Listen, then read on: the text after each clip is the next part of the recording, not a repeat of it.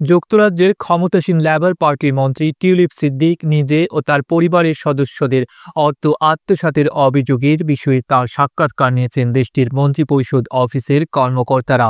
যুক্তরাজ্যের city minister tulip Siddique বাংলাদেশের ক্ষমতাচ্যুত প্রধানমন্ত্রী শেখ হাসিনার বোনের মেয়ে। বাংলাদেশের পারমাণবিক বিদ্যুৎ প্রকল্প থেকে 400 কোটি পাউন্ড আত্মসাৎ করেছেন এমন অভিযোগে যুক্তরাজ্যের মন্ত্রিপরিষদ বিভাগের প্রপার্টি অ্যান্ড এথিক্স টিমের কর্মকর্তারা রোববার 12 ডিসেম্বর টিউলিপ সিদ্দিককে জিজ্ঞাসাবাদ করেন।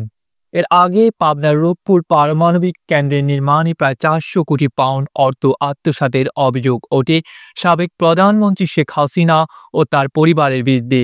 এতে নাম উঠে আসে শেখ হাসিনার বোন শেখ রেহানার মেয়ে এবং ব্রিটিশ লেবার পার্টির মন্ত্রী টিউলিপ সিদ্দিক সহ তার পরিবারের মোট 5 সদস্যের। বাংলাদেশের ক্ষমতাচ্যুত প্রধানমন্ত্রী শেখ হাসিনা এদের মধ্যে অন্যতম। তবে টিউলিপ সিদ্দিক তার বিরুদ্ধে আনা অভিযোগ অস্বীকার করেছেন। টিউলিপ সিদ্দিক ব্রিটেনের মন্ত্রিসভার সদস্য। তিনি economic secretary to the treasury and city minister হিসেবে দায়িত্ব পালন করছেন।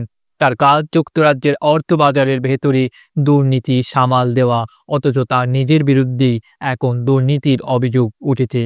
2013 সালে বাংলাদেশে পারমাণবিক বিদ্যুৎ কেন্দ্র নির্মাণে রাশিয়ার সঙ্গে একটি চুক্তিতে মধ্যস্থতা করেছিলেন বলে তার বিরুদ্ধে অভিযোগ উঠেছে। তিনি সহ বাকি যাদের বিরুদ্ধে অভিযোগ উঠেছে তারা নিজেদের স্বার্থে ওই প্রকল্পের ব্যয় বাড়িয়ে ধরেছিলেন। এখন টিউলিপ সিদ্দিকের খালা ক্ষমতাচ্যুত প্রধানমন্ত্রী শেখ হাসিনাকে তার পরিবারের বেশ কয়েকজন সদস্যের বিরুদ্ধে বাংলাদেশ দুর্নীতি দমন কমিশন তদন্ত শুরু করেছে। বাংলাদেশের দুর্নীতি দমন কর্মকর্তারা টিউলিপকে জিজ্ঞাসাবাদ করতে পারেন এমন তথ্য প্রকাশের পরই প্রপার্টি অ্যান্ড এথিক্স টিম তাকে জিজ্ঞাসাবাদের উদ্যোগ নেয়। দুদক গত সপ্তাহে টিউলিপ সিদ্দিক ও তার মা শেখ রেহানা ও খালা শেখ হাসিনার বিরুদ্ধে দুর্নীতির অভিযোগে অনুসন্ধান শুরু করে। শেখ হাসিনা বাংলাদেশের সাবেক প্রধানমন্ত্রী। তিনি 15 বছর প্রধানমন্ত্রীর পদে থাকার পর গত আগস্টে ক্ষমতাচ্যুত হন। অভিযোগ সামনে আসার পরিপ্রেক্ষিতে যুক্তরাজ্যের প্রধানমন্ত্রী কিয়ার স্টারমার তার মন্ত্রিসভার সদস্য টিউলিপ সিদ্দিকের পাশে দাঁড়িয়েছেন। সম্প্রতি বিবিসির এক প্রতিবেদনে বলা হয়, যুক্তরাজ্যের প্রধানমন্ত্রীর দপ্তর 10 নম্বর ডাউনিং স্ট্রিট বলেছে টিউলিপ সিদ্দিকের ওপর প্রধানমন্ত্রী কিয়ার স্টারমারের আস্থা রয়েছে। টিউলিপ সিদ্দিক তার দায়িত্ব চালিয়ে যাবেন। দ্য টেলিগ্রাফের প্রতিবেদনে বলা হয়, অর্থ আত্মসাতে সম্পৃক্ততার অভিযোগ অস্বীকার করেছেন টিউলিপ সিদ্দিক। তিনি বলেছেন, অভিযোগের ব্যাপারে এখন পর্যন্ত কোনো কর্তৃপক্ষ তার সঙ্গে যোগাযোগ করেনি। যুক্তরাজ্যের ক্ষমতাসীন লেবার পার্টি কর্মকর্তারা এসব অভিযোগকে মিথ্যা বলে বর্ণনা করেছেন। তারা বলেছেন, শেখ হাসিনার বিরোধীরা রাজনৈতিক কারণে এসব অভিযোগ এনেছেন। যুক্তরাজ্যের সংবাদ মাধ্যম মেইল অন সানডে জানিয়েছে, টিউলিপ সিদ্দিক ও অন্যদের সঙ্গে সম্পর্কিত তথ্যগত প্রমাণ সংগ্রহ করছেন 5 জন তদন্ত কর্মকর্তা।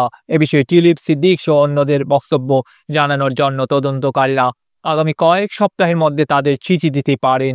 পত্রিকাটি বলেছে, দুদক বাংলাদেশের রাজধানী ঢাকায় অবস্থিত যুক্তরাজ্যের হাই কমিশনের মাধ্যমে টিউলিপ সিদ্দিককে চিঠি পাঠাবে। নাম প্রকাশ না করা কর্মকর্তারা পত্রিকাটিকে বলেছেন, অভিযোগের বিষয়ে ওইসব ব্যক্তির বক্তব্য পেলে তদন্ত কর্মকর্তারা বিষয়টি মূল্যায়ন করবেন যে তাদের বিরুদ্ধে প্রাথমিক তথ্য বিবরণী দায়ের করবেন কি না।